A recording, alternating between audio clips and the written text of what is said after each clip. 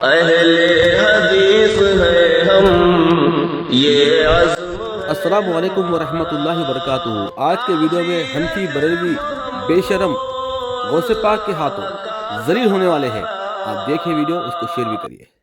غوث پاک نماز کے اندر باقاعدہ رفع الیدین کرتے تھے، اور یہ بھی ہم نے پچھلے سلسلوں میں بھی جوابات دیے کہ آپ حنبلی تھے۔ ابھی مزہ آئے گا نا بھیڑو۔ آپ اس حوالے سے کچھ یہ رہنمائی فرمائیں کہ کیا پیر اگر حنبلی ہو تو مرید کا بھی حنبلی ہونا ضروری ہے، کہ یا حنفی مرید وہ حنبلی پیر سے بیعت ہو سکتا ہے؟ نیز کیا طریقت میں بیعت اختیار کرنے سے کیا وہ فقہ کے بھی سارے معاملات مرید کو فالو کرنے ہوتے ہیں یا کیا ہے؟ کیا کہنا چاہ رہے ہیں بھائی آپ؟ یہ ہم ڈیٹیل کے ساتھ، تفصیل کے ساتھ خود غنیت الطالبین سے اس بات کو بیان کر چکے ہیں کہ سیدنا شیخ عبد القادر جیلانی غوث اعظم رحمۃ اللہ تعالی علیہ حنبلی فقہ پر تھے، اور آپ نے جگہ جگہ اپنے مذہب کو امام احمد بن حنبل کا جو مذہب ہے اسی کو قرار دیا ہے۔ تو امام غوث پاک رحمۃ اللہ تعالی علیہ یہ فقہ حنبلی کے مقلد تھے۔ امام احمد بن حنبل رحمۃ اللہ تعالی علیہ کی آپ تقلید کیا کرتے تھے۔ تو دیکھا آپ نے، نماز نبوی سے سینے پہ ہاتھ بننے سے، رفع دین سے چھٹکارا پانے کے لیے یہ عبد القادر کو مخلد قرار دیا ہے۔ مخلد تو جاہل ہوتا ہے اور حنبلی کہتا ہے ان کو۔ یہ حنبلی مخلد ہے، امام احمد بن حنبل کے مخلد ہے۔ مخلد تو جاہل ہے، تو جاہل تو کیسے ولی ہوگا؟ بولو، ایک جاہل ولی کیسا ہو سکتا ہے؟ پہلی بات۔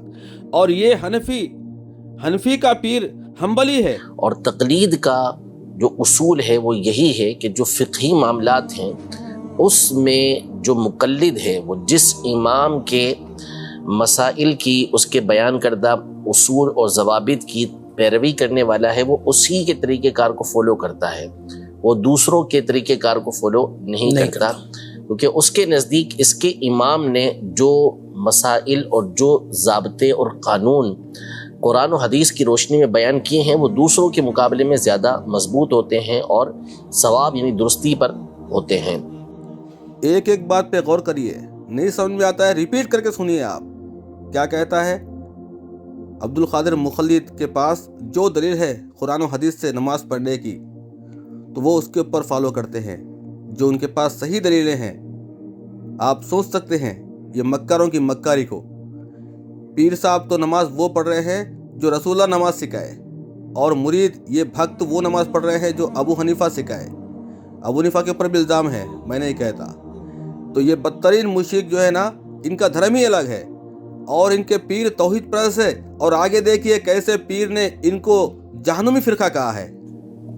تو اس وجہ سے غوث پاک رحمۃ اللہ تعالی علیہ یہ امام احمد بن حنبل رحمۃ اللہ تعالی علیہ کی چونکہ تقلید کرنے والے تھے، اس لیے آپ امام احمد بن حنبل رحمۃ اللہ تعالی علیہ کے طریقے کے مطابق رفع الیدین کیا کرتے تھے۔